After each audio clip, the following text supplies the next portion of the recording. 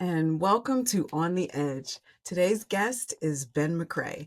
Ben is a location scout, actor, and director. He has done locations for Old Man, Beverly Hills Cop, and a whole bunch of other shows. This man is very talented in many different areas. Welcome to the show, Ben. Good to see you. Thanks for having me, Angela. Great to be here. Thank you so Happy much. Happy Sunday to you too. Okay, so let's just dive right in. I'm really excited to talk to you because I've always been curious about how locations are picked. So, number one, how did you get into doing locations? Funny, I kind of fell into it. I had a friend, Greg Rout, who was a location manager and Hmm. uh, basically gave me my first location scouting job. And that was on a Spike Lee movie, Summer of Oh, Sam, oh, going back to 97 or 98. hmm, Great project, great way to jump into the fire. And yeah. I just have been working ever since, not pretty much nonstop. I mean, Summer of Sam, what a dark movie to start on.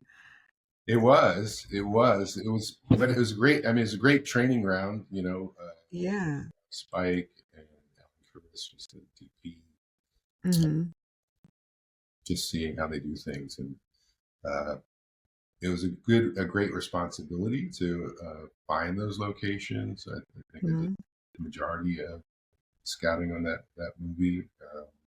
We scouted New York a lot. It was in Harlem, like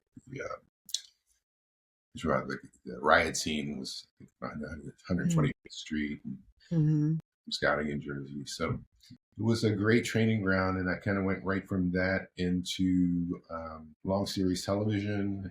I think Sex and the City and 6 seasons on Third Watch, doing One of my uh, faves. a lot of uh, special effects, works Hmm. type scenes. And that was pretty interesting. So, I want to go back to the Spike Lee movie when you said you were shooting around 125th Street. Now, that's in Harlem, the middle of Harlem. How do you crowd control something like that? Do you have anything to do with that, or once you find the location, your job is done? Or are you standing by? Well, I think we have I PC and pedestrian control. I think back then a lot of it was done, I think, by PAs, just doing lockups, Right. uh, and so there wasn't actually a whole lot of crowd control to do because the crowds were ours. Um, so they were kind of doing what we told them to do, and we didn't really have a lot of looky loos per se. Uh, Okay. so in that sense, there wasn't a lot of crowd control to do. Okay. Yeah. So, I guess, we should start off with what is a location scout? We should Well, start off with that. and basically, a location scout goes out and finds um, all of the locations that are listed in a script. Hmm. So the first thing is you get the script and kind of break it down. You see what the locations are, um, where it's scripted. You could be in New York, but you're shooting for anywhere in the country, really. Here in Los Angeles, we shoot for New York a lot. Um, we shoot for Midwest. We shoot for a lot of different things. So it just depends. So you get the breakdown of the scripts, you see what's in there, and then you're kind of off and running. I think the first place I start in my process is Hmm. with research. So, for example, um, you know, what's the economic class? Where's it supposed to be? And Okay. then if I'm shooting, say, New York for some other part of the country, I'm going to do my immediate research as to what, if it's a house that's supposed to be in New York or Hmm. Queens or a borough, what does that look like? So I'll do my research, find architectural examples, and then Okay. that'll be my starting point. So everything moving forward from that point will use that research as a stepping stone to finding an equivalent. And Yeah. by research, you mean you go on Google, you do a map search. Like how do you do that? Because in movies, I'm always looking like, okay, is this 2024 or It's a Google search. I mean, you do a Google search now. okay. A Street View is like our best friend, right? So you can see a Mhm. lot on Street View, which is real time, Okay. what things actually look like. And then you Mhm.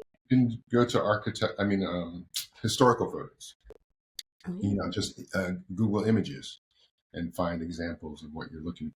So, you put in your city, you put in the house, real estate listings are really great. Yeah. So it just depends. Those are some of the things that are the types of research that are easy to do. And then mhm. some things you just have to go out and cold scout and just drive around and kind of Okay. make that aesthetic and what you discussed with either the director and the production designer. Mhm. Location people work directly with the production designer typically and also the director, but usually start with the production designer in terms of Okay. their vision of how they want it to look. They've talked to the director and they have conversations, uh, Mhm. concept meetings, and then so you get with the production designer and kind of they send you out on a mission to define what they're thinking of in their mind. But a good scout has an open mind and will bring their sensibilities to the scout. Gotcha.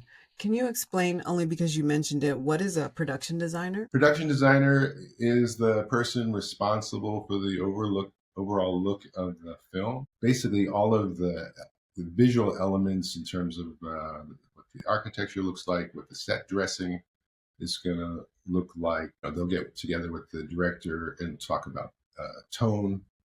Mhm. What's the tone of the film? They'll have a visual palette that they've kind of Mm. discussed and put together. Sometimes it's in the storyboards. Most designers will do a mood board of sorts where they have examples of how they see the scenes looking Mhm. tonally. And those images also become a jump off point for For everybody you. else working with them. Okay. This is also interesting to me. I was talking to a casting director yesterday, Tuffy, at an event, and he also was mentioning how the mood board comes into play with the colors and the tones of even the cars and the houses, just everything around. I mean, these are things that talk about paying attention to detail that average person probably doesn't even realize that all these things come into play when you're making a movie.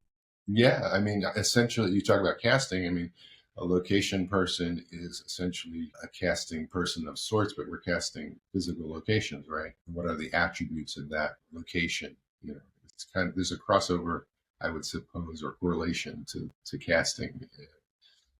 And interestingly enough, a lot of locations have their own agents, their reps. So Really? yeah, you can sign.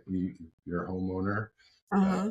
you can sign up with different location services and they kind of represent your property and it'll go into their website and location professionals can look at those images and decide whether or not they want to go physically to scout them and see if it fits the project that they're working on.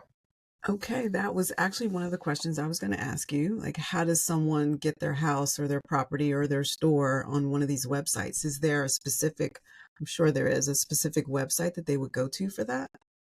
Well, there's many services. So if you look up location services, or another good way to start is there's different film commissions. Hmm.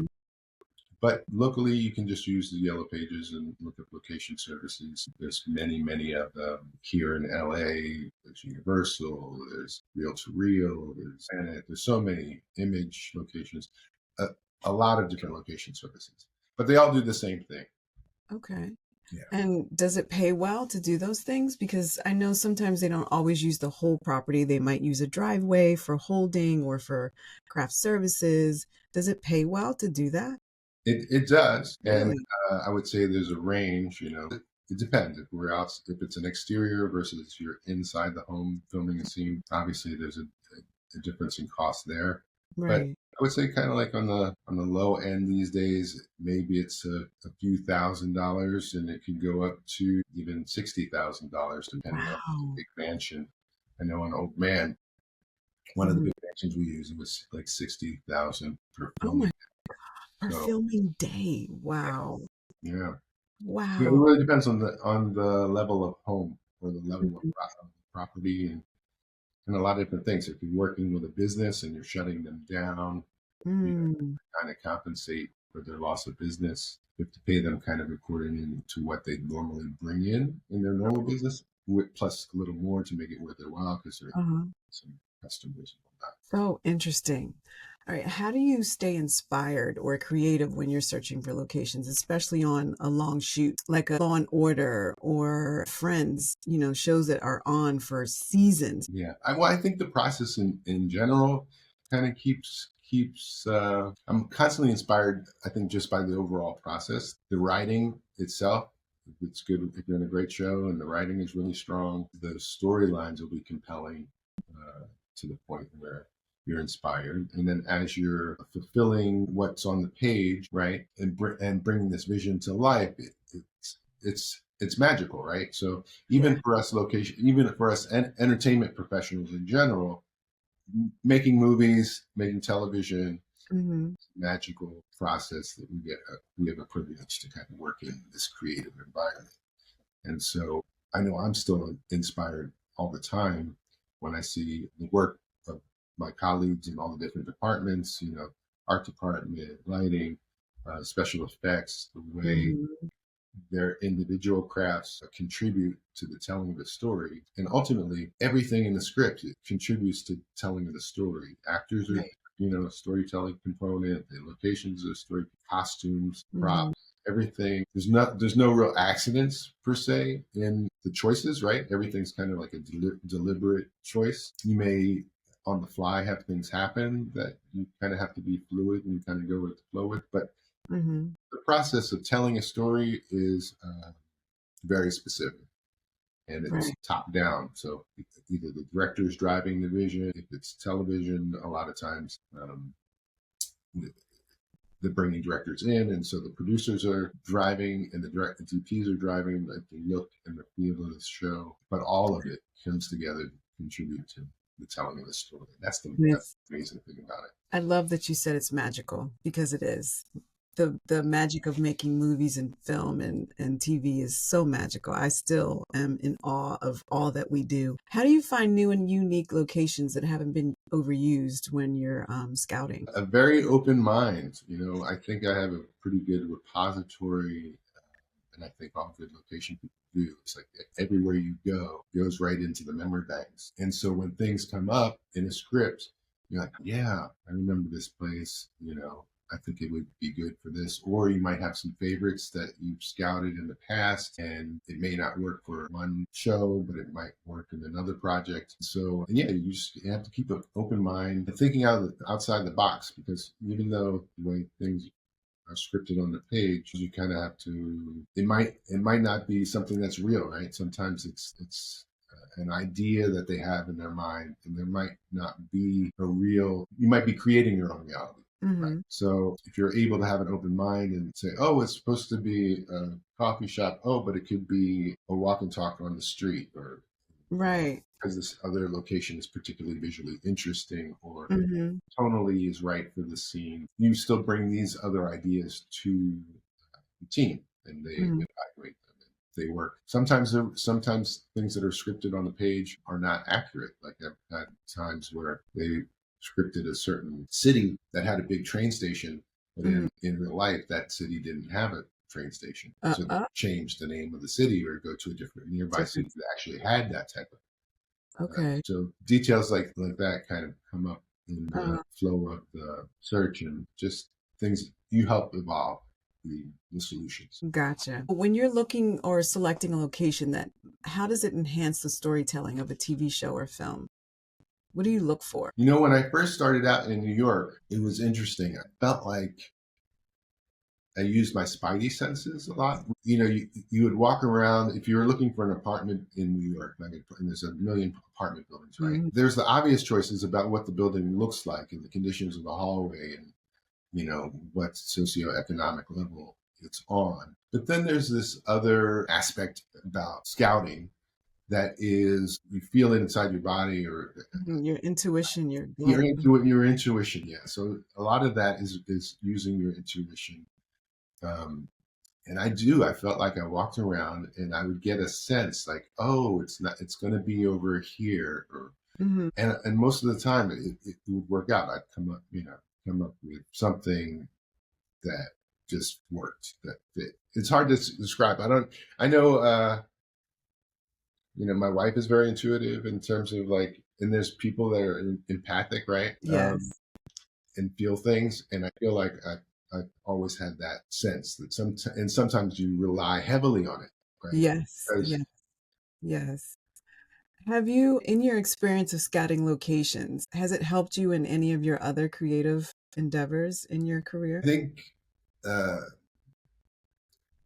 being around all these entertainment professionals is a Mhm, privilege, right? Started out as an actor. I went to school for theater, Syracuse, and I studied film at NYU, and so it's inspiring to be in the mix. I've been doing some acting, more and more acting as of late, and mhm, I say, it's a real privilege to be able to be on a set and to be around um, high caliber artists that are doing their process, and that you get to see how they do it. As a director or other actors, designers. And so that's one of the things that I've loved about having this career in locations is we interact with all the departments.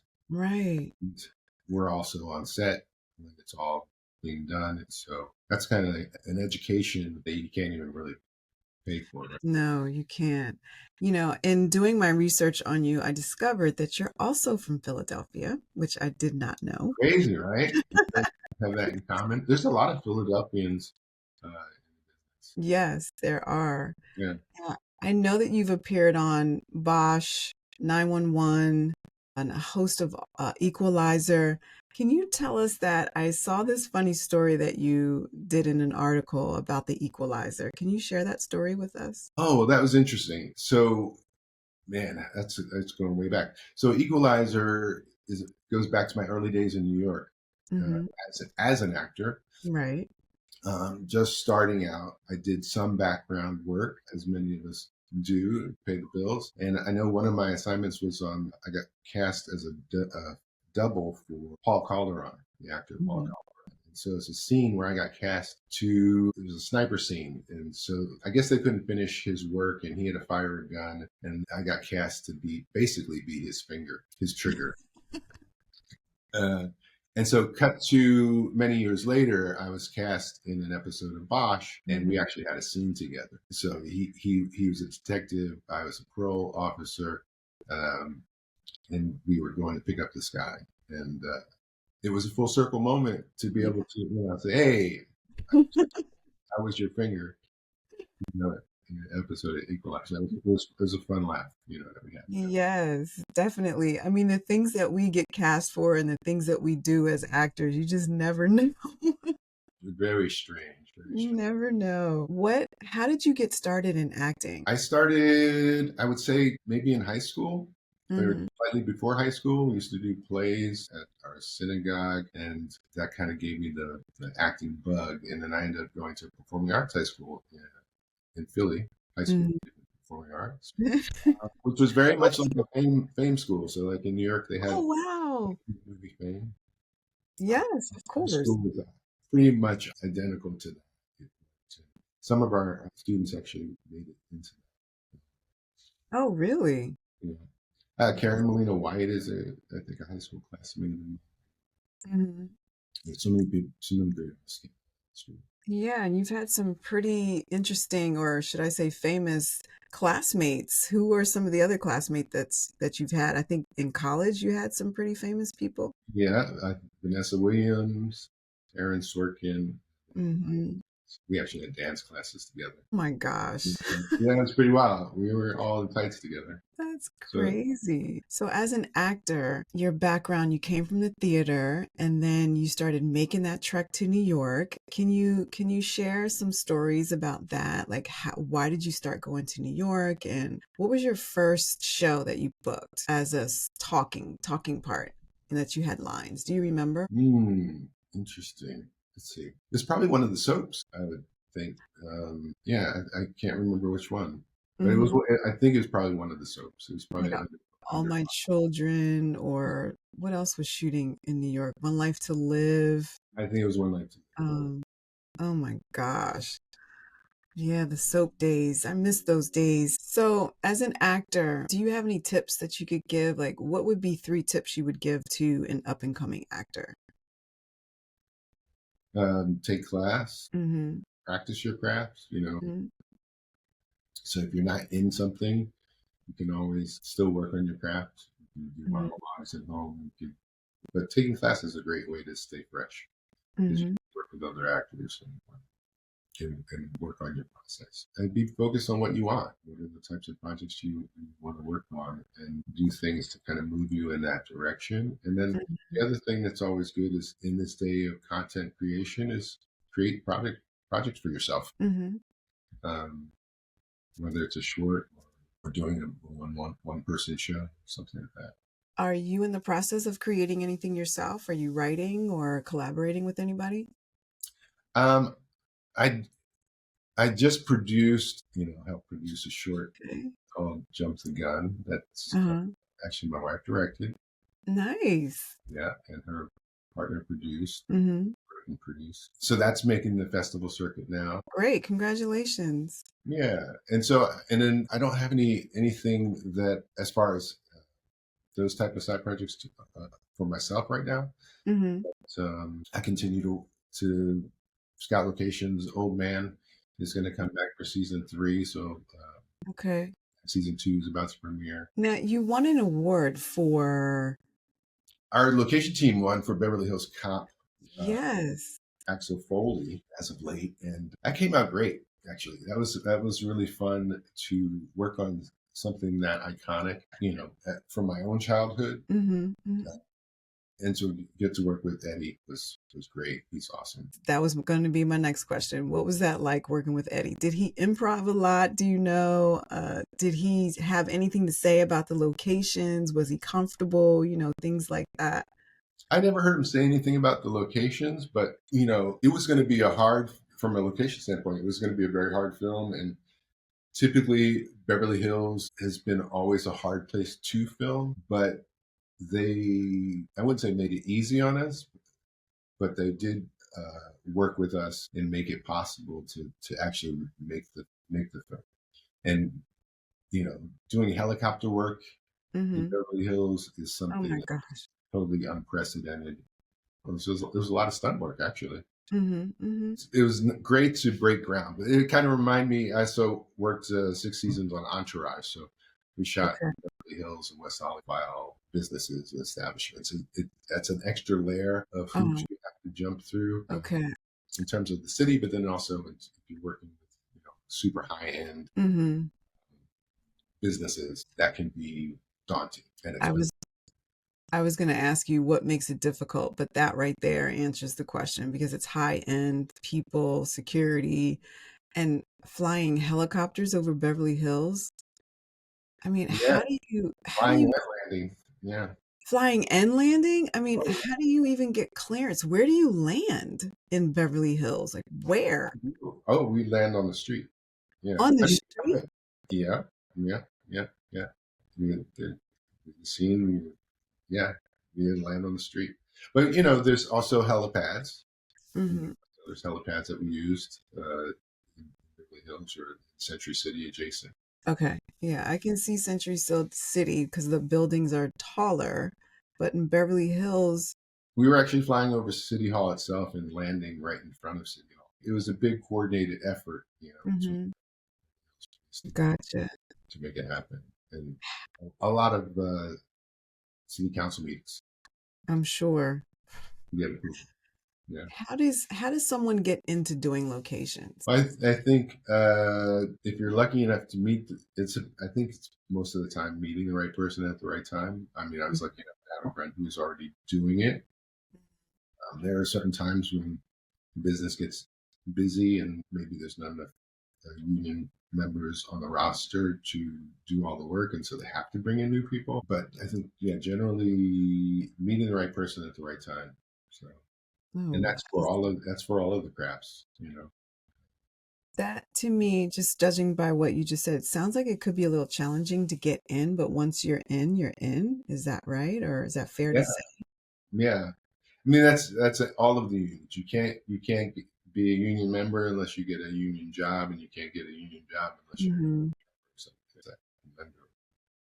But like, well, how do I do it? Right. I think you meet that right person who's able to bring you in, Hmm. start someone, and you have to get a certain number of days and all that kind of. And the union, how does that work? For locations, it's Teamsters. Okay. So it's Teamsters 390, Local 399. Yeah. And for the Teamsters, you have union dues, you have meetings. Like, can you talk about that for a hot second? Being union as a Oh yeah, location. you have all the usual. So you have your union dues. Mm-hmm. You have meetings, membership meetings that we go to, and then within the union itself, there's different groups. Whether it's African American Steering Committee, Oh. all that. So every union has their various groups, Mhm. beyond their own membership meetings that have their own agendas and things that they want to accomplish. So, And the Teamsters, getting Martin Luther King Day approved as a holiday is a big oh, nice.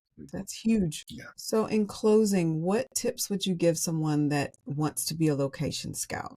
Like, what would you tell them to do? Meet other location professionals. Mm-hmm. And put the bug in various location managers' ears that you'd like to. It's something that you want to do. If you have the right attitude and good energy, I think managers, when the time is right and they're able to bring people on, if you've stayed in contact, then you put yourself in a good position to get a start. All sounds great. Ben McCrae, actor, producer, location scout, and I also heard that you said that you dance as well. Oh, well, back in the day I did. Oh, now not Yeah. anymore. I did regular dance, but back in the day I did ballet and jazz. So. Wow. You are a multi-talented human being. I even have a stunt credit. Oh, that's right. Wait, I did see that. Wait, that was on some project. What was the stunt that you did?